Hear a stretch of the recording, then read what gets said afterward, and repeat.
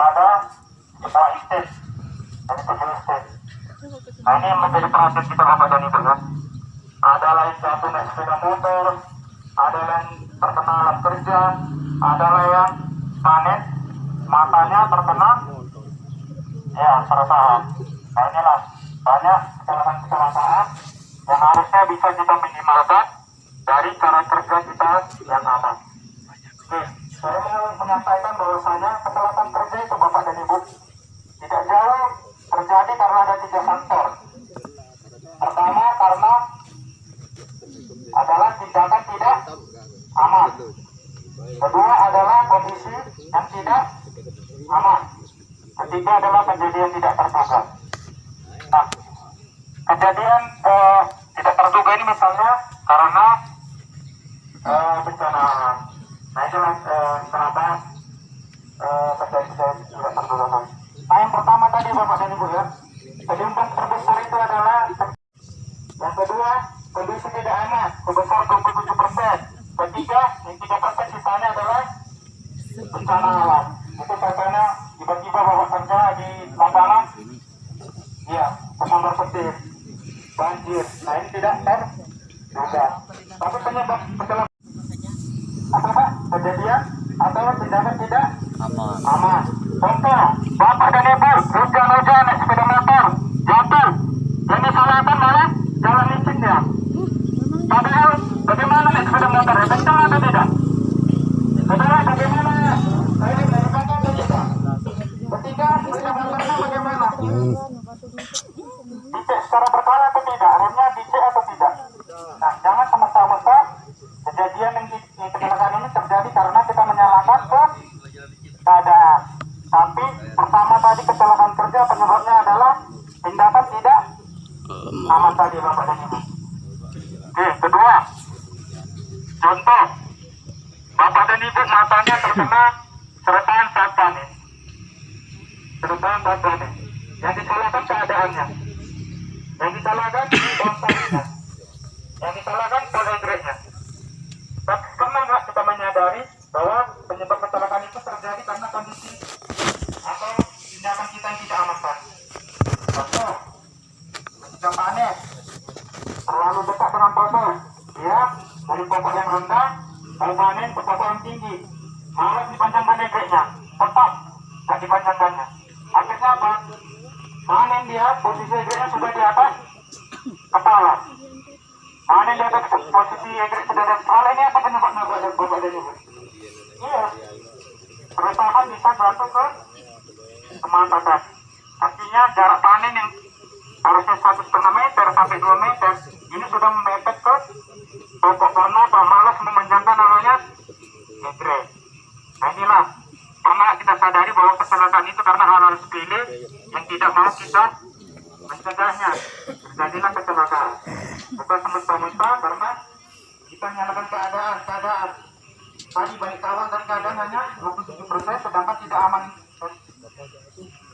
Tindakan tidak aman tadi adalah sebesar 70%, lebih dari setengahnya. Nah inilah yang mau saya sadarkan kepada Bapak dan Ibu dan kita semua, bahwasanya kecelakaan itu bisa diminimalkan dengan tindakan kita sendiri, dengan budaya kita sendiri. Apakah visor kita sudah kita pakai, kita turunkan ketika panen? Apakah egrek kita sudah cukup panjang sehingga jarak panen tadi 1,5 meter sampai 2 meter sudah mencukupi? Apakah kita tidak ngebut-ngebutan di jalan ketika berkendara? Nah ini bisa yang kita kontrol ya Bapak dan Ibu ya. Sedangkan jalanan itu nggak bisa kita kontrol. Kalau ada waktunya pasti akan dikontrol.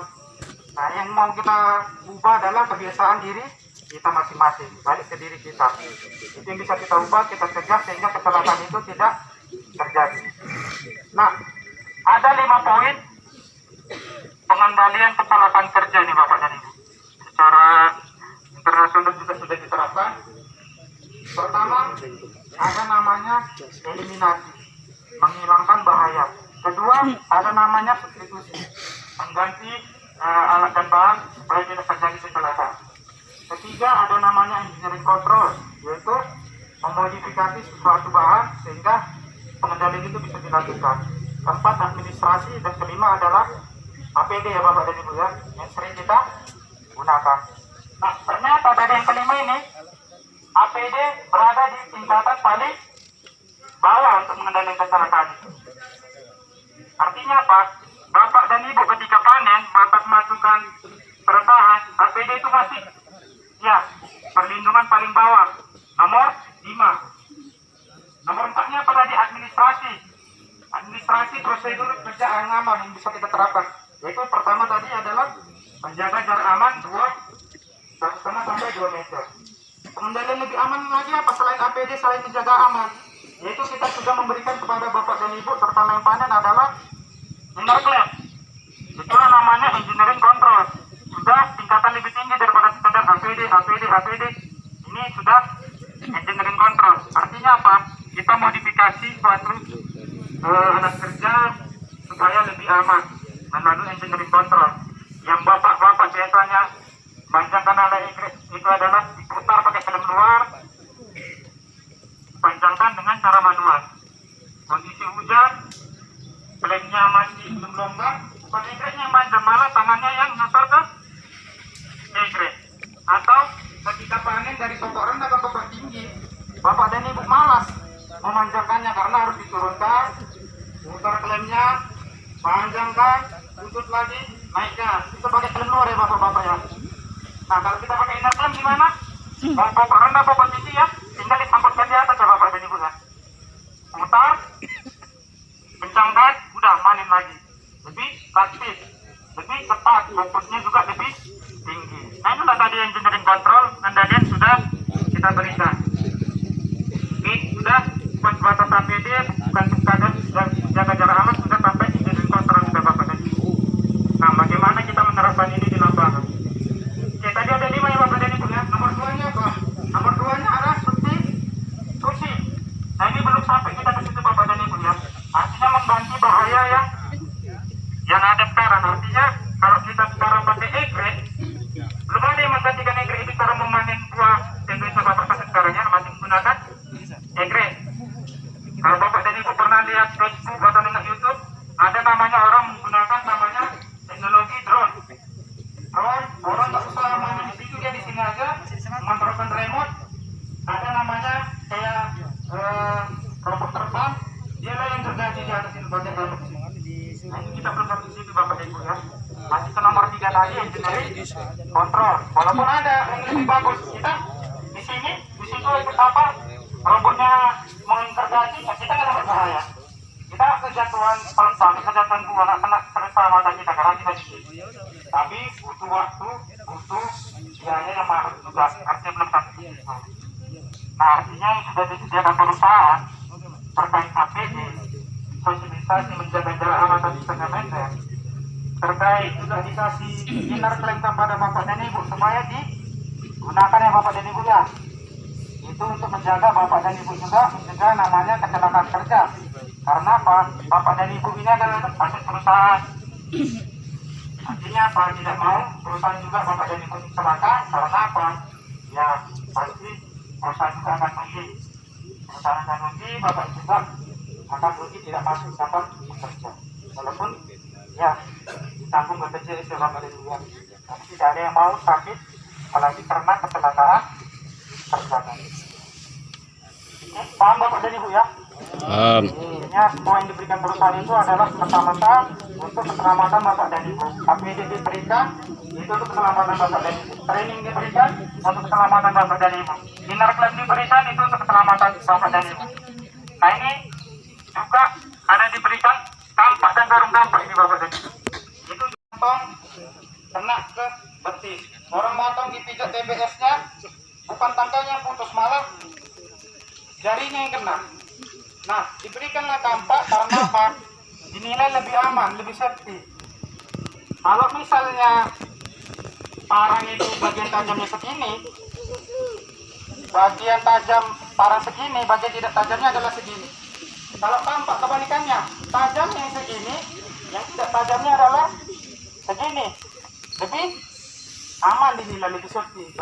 Diberikan juga bentuk kampak itu pikat supaya pemotong tinggal sekali Bapak dan Ibu.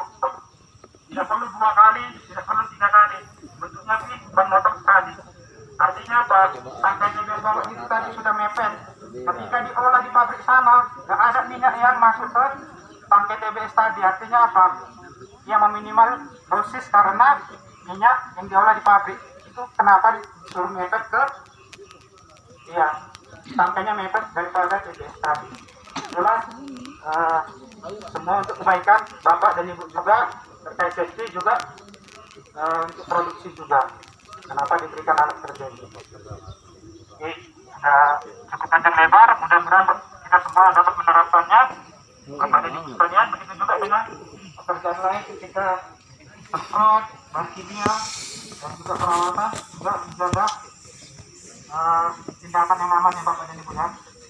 Jangan mengambil jalan cepat, karena apa? Jalan cepat itu adalah potensi tertinggi terjadi kecelakaan. Jangan mengambil jalan cepat, ya lakukanlah prosedur dengan baik sesuai yang telah ditetapkan. Apa yang diaturkan atau yang diarahkan oleh mandor atau disiplin, itulah yang tercatat dan juga yang aman yang dilakukan. Jadi itu saja yang saya sampaikan. Yang kurang saya bagikan kepada Bapak dan Ibu.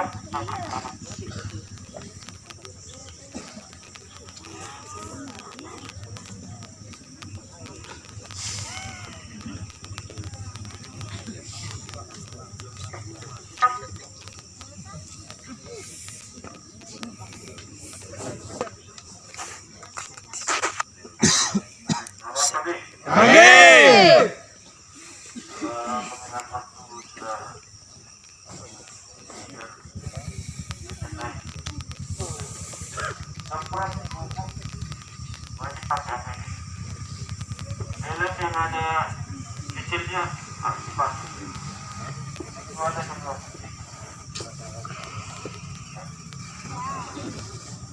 Tapi sedikit saya sampaikan kenapa kakinya itu sama sekali. Saya punya estet, saya pernah pegang estet ya. Dua karyawan saya meninggal karena kecelakaan. Itu di PD bawah atas.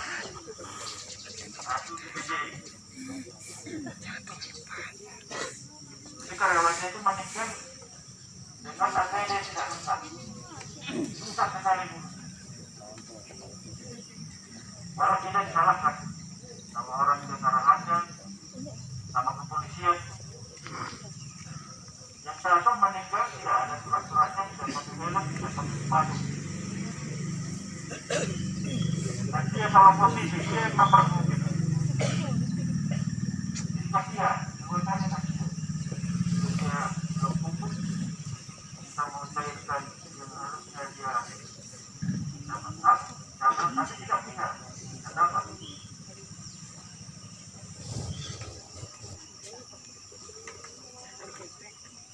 Sampai 2 minggu, hampir 1 bulan saya ngurus itu aja. Dan dia datang. Kita ketemu kan? Betul sebenarnya. Dia datang dengan harganya. Padahal kalau posisi salah tidak bisa.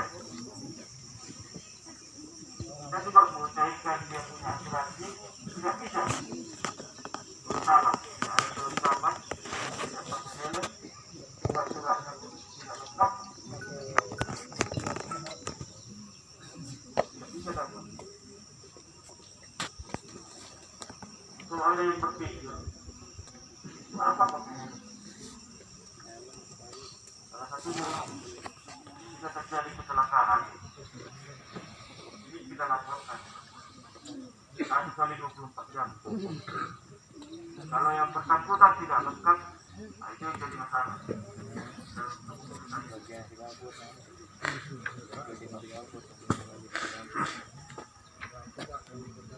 Masing-masing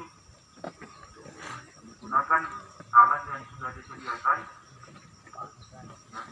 APD, alat APD, dan gunakan helm saja. Kemudian alat panen sudah disampaikan tadi dalam asisten. Klaimnya itu inovasi sebenarnya untuk mempercepat, membantu kapal-kapal pemanen dalam menggunakan itu. Karena ada kecelakaan, tangannya kena memanjangkan, belum kena. Jadi dibuat dengan tarik, memanjangkan, putar dengan menekan. Mungkin itu aja pagi ini. Terima kasih. Selamat pagi.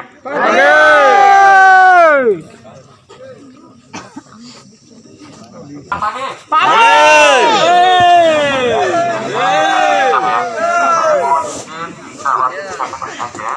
Ada informasi menyampaikan khusus untuk petugas semprot ini, ya. Yang lain akan mendengar. Ya, untuk mengembalikan fokus ya, saya minta bantuannya, kerjasamanya. Ya. Coba semuanya perhatikan saya, udah. Kemudian ikuti gaya saya. Ya. Tangannya semua arah telunjuknya keluar untuk mengembalikan fokus kita sebentar saja. Ya boleh semuanya Pak, Ibu. Tangannya keluar, telunjuknya, ya boleh. Bapak keluarkan, nggak apa-apa. Iya. Bapak Ibu boleh di depan, nggak apa-apa. Nggak ada hal-hal yang aneh. Ini cuma mengembalikan fokus saja, ya.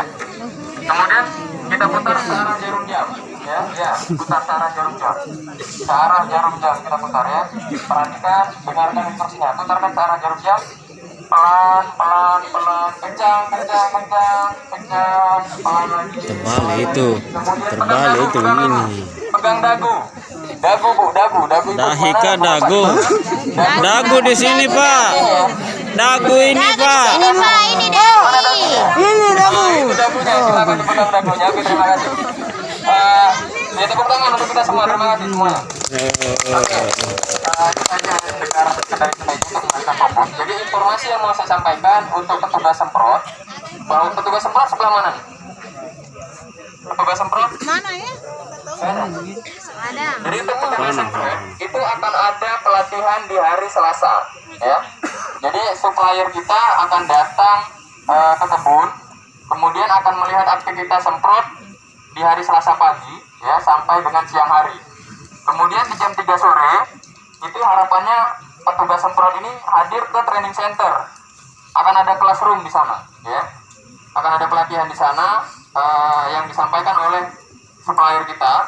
Jadi harapannya kesempatan ini dimanfaatkan dengan baik. Ya, saya minta kerjasamanya nanti dari mandor semprot, Bapak asisten ya, tolong bantu koordinasi. Kemudian nanti kita akan data lagi siapa petugas semprot yang masih aktif, ya, ada pergantian atau perubahan. Dan harapannya itu semua bisa dilaksanakan dengan baik dan dihadiri dengan baik juga ya. Itu aja mungkin dari saya ya. Tolong diingatkan dan dilaksanakan dengan baik karena jarang sekali hal ini bisa terjadi ya. Kita sudah bayar mahal-mahal, kemudian kita manfaatkan lah ilmunya beliau nanti. Oke. Terima kasih. Cukup sekian dari saya. Semangat pagi. Semangat Pak. Sudah. Masih ada. Masih ada itu. Pada hari ini ada baiknya kita berdoa menurut agama dan kepercayaan kita masing-masing. Apa berdoa?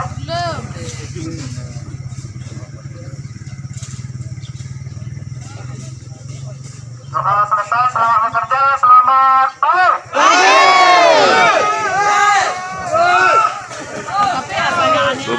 Bubar. Selatan rapinya KKP Abah Hambur.